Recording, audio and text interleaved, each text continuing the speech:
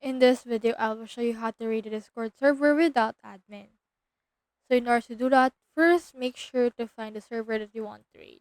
We have in here this server, and then from in there, what we can do next is we can make sure that connected on the VPN. So there's actually a lot of reliable VPN that you can choose from, like NordVPN, ExpressVPN, as well as VPNs right around here like Kaspersky. So connect the VPN in order to not be located. And then once you have done that, just go to the server and then make sure that you have something like this.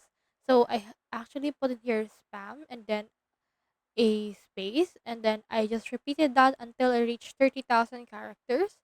So this is actually 30,000 characters spam.